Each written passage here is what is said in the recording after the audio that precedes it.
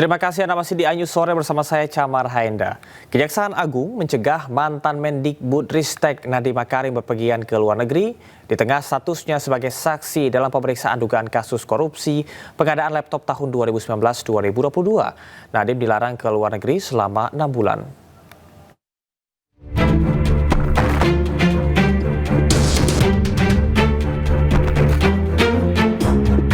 Kejaksaan Agung meminta Ditjen Imigrasi menertibkan status pencegahan terhadap mantan Mendikbudristek Nadiem Makarim.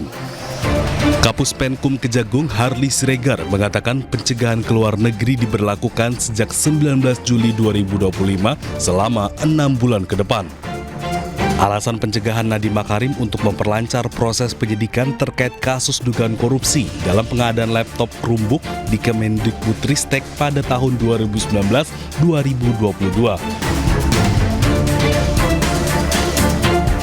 Sebelumnya, Nadiem diperiksa sebagai saksi dalam kasus dugaan korupsi pengadaan laptop senilai 9,9 triliun rupiah. Keterangan Nadiem Makarim dianggap sangat penting untuk mengungkap kasus ini. Nadiem diperiksa Kejagung menyusul 3 staf khususnya yang telah diperiksa dan dicegah ke luar negeri. Tim Liputan iNews melaporkan.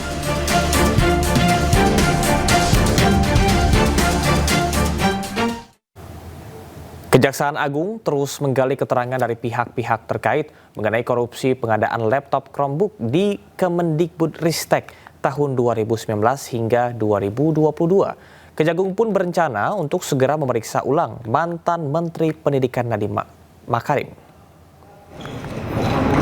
Usai memeriksa sejumlah mantan staf khusus dan juga mantan Menteri Pendidikan Nadiem Makarim, penyidik Jampitsus berencana akan segera memeriksa ulang mantan Menteri Pendidikan tersebut. Hal ini dilakukan untuk mencari titik terang kasus dugaan korupsi di Kemendikbudristek yang diketahui memiliki nilai proyek sebesar 9,9 triliun rupiah. Sebelumnya pada tanggal 23 Juni, Nadiem Makarim sudah diperiksa dan keterangannya dianggap sangat penting untuk mengungkap kasus ini.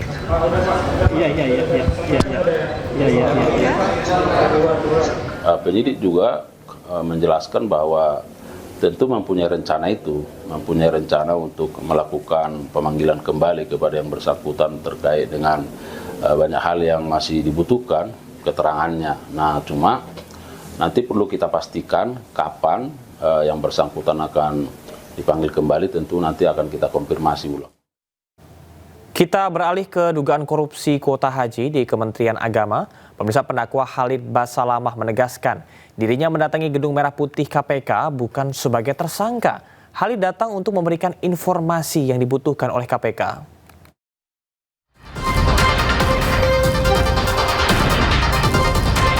Pendakwa Khalid Basalamah buka suara terkait pemanggilannya ke Komisi Pemberantasan Korupsi beberapa waktu lalu. Menurut Khalid, ia datang karena pemanggilan KPK merupakan kewajibannya sebagai warga negara. KPK membutuhkan keterangannya terkait informasi haji. Pada saat teman-teman KPK meminta saya untuk datang, saya datang sebagai bentuk ketaatan kepada pemerintah. Dan itu adalah kewajiban untuk saya datang, gitu ya. Tapi yang perlu digarisbawahi, saya datang bukan sebagai tersangka, teman-teman sekalian. Ya. Kalau tersangka bukan begitu modelnya. Antum sudah tahu pakai baju apa di KPK kan? Saya diundang untuk datang dan saya warga Indonesia yang patuh, apalagi konsep kita patuh pada pemerintah, kita datang, gitu kan? Apa yang mereka butuhkan informasi kami sampaikan. Sebatas itu. Jadi tidak ada hubungannya antara saya dengan korupsi itu ya. Jauh sekali. Saya bukan Menteri Agama, saya bukan ex-Menteri Agama, saya bukan staf di Kementerian Agama yang mengurus semua ini. Saya tidak ada hubungannya. Saya salah satu praktisi di lapangan yang kebetulan Allah amanahkan travel juga melaksanakan ibadah. Sebelumnya, juru bicara Komisi Pemberantasan Korupsi Budi Prasetyo mengatakan keterangan yang disampaikan Khalid Basalamah sangat membantu proses penyelidikan kasus dugaan korupsi, pengelolaan dan kuota haji di Kementerian Agama. Yang bersangkutan diperiksa, dimintai keterangannya terkait dengan perkara haji dan yang bersangkutan kooperatif menyampaikan informasi dan pengetahuannya sehingga sangat membantu. 4 laporan ke KPK terkait kasus dugaan korupsi kuota haji diduga terjadi pada 2023-2024. KPK juga membuka kemungkinan untuk memanggil mantan Menteri Agama Yakut Khalil Qomas untuk diperiksa dalam kasus ini. Dugaan korupsi ini diduga terjadi saat Yakut masih menjabat.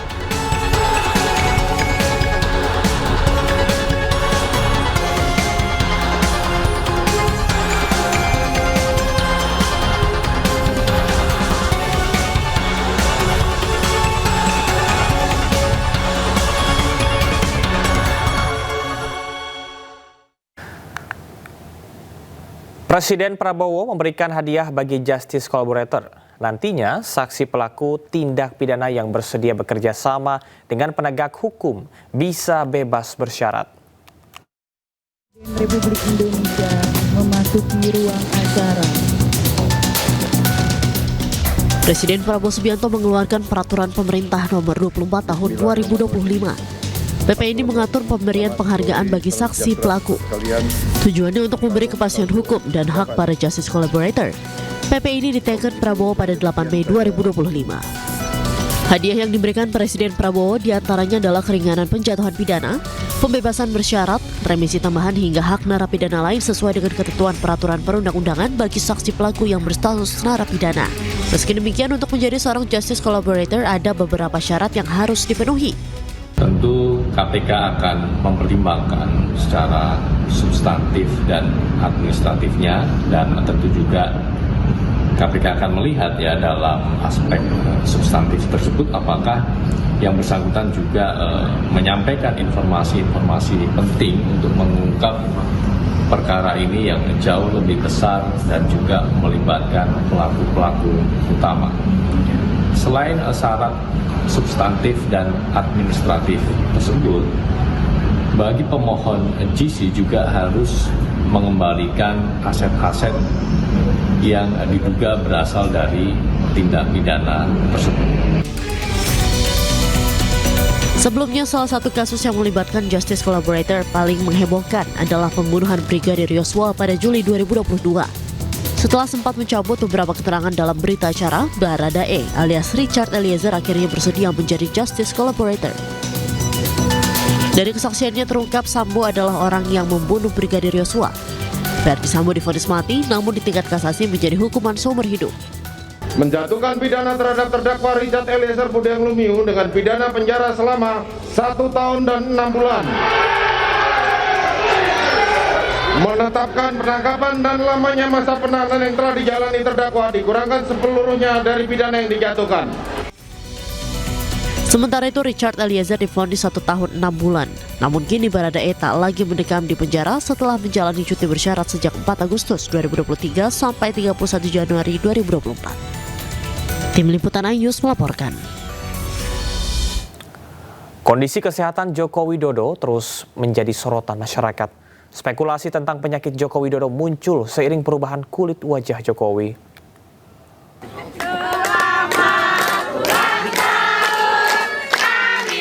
Kesehatan Presiden ke-7 Joko Widodo mendapat sorotan. Pasalnya, kulit di wajah Jokowi mengalami perubahan yang memunculkan spekulasi tentang kesehatan Jokowi. Menurut ajudan Joko Widodo, Kompol Syarif Fitriansyah, Jokowi menderita alergi kulit yang menimbulkan peradangan. Meski ada perubahan fisik dan kulit di wajah Jokowi, Syarif mengklaim Jokowi dalam keadaan sehat. Baik, sedang proses pemulihan, dan kalau memang secara visual kita bisa lihat ya, kulit Bapak memang agak berubah.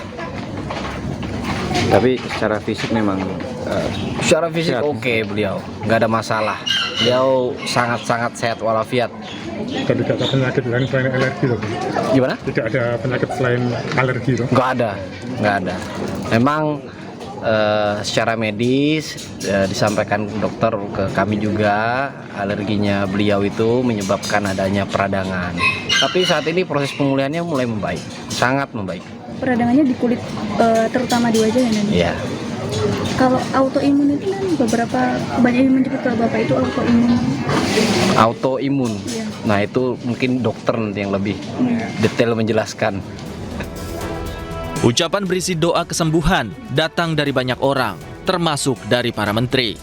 Salah satu yang mendoakan Jokowi adalah penasihat khusus Presiden bidang haji, Muhajir Effendi. Ia mendoakan agar Jokowi sehat selalu. Mendoakan kesehatan beliau, paling panjang umur dan selalu dijaga oleh Allah yang Maha Kuasa, agar beliau juga tetap bisa menjadi sesepuh, menjadi panutan dari rakyat Indonesia lah. Beliau kan pernah 2 periode menjadi. Sebelumnya kondisi kesehatan Jokowi diduga menurun setelah pulang dari upacara pemakaman Paus Fransiskus di Vatikan. Sejak saat itu, warga terus mendatangi rumah Jokowi sambil mengirimkan bunga dan mendoakan kesembuhan penyakit Jokowi. Tim Liputan iNews melaporkan. Sementara itu, pegiat media sosial Dr. Tifa menyebut penyakit Jokowi akibat stres berat. Meski masih dalam pemulihan, Jokowi mengaku kondisinya baik-baik saja. Pak Jokowi mau kemana, Pak? Perubahan fisik pada kulit Presiden ke-7 Joko Widodo membuat banyak pihak berspekulasi tentang penyakitnya. Pegiat media sosial Dr. Tifauziah Tiasuma menyebut penyakit Jokowi akibat stres berat. Menurut Dr. Tifa di akun media sosialnya, sakit Jokowi akibat stres berat yang memicu sistem imun dan hormon menjadi menurun. Dr. Tifa juga menyarankan Jokowi segera menjalani pengobatan intensif di rumah sakit. Sementara itu, di hadapan wartawan, Jokowi berbicara soal kondisi kesehatannya. Jokowi mengatakan kondisinya sehat dan baik-baik saja. Bahkan, ia bisa pergi berlibur bersama cucunya. Anak dan cucu. Pelakukan. Kondisi secara umum seperti apa, Pak? Ya, baik-baik saja. Baik-baik saja, tapi masih dalam sedikit pemulihan. Dalam rangka liburan ya, Pak? Gimana? Dalam rangka liburan. Yang antara Sebelumnya perubahan kulit yang terlihat pada wajah Joko Widodo membuat masyarakat prihatin. Ucapan dan doa mengalir untuk Jokowi agar selalu sehat dan penyakitnya segera sembuh. Tim Liputan iNews melaporkan.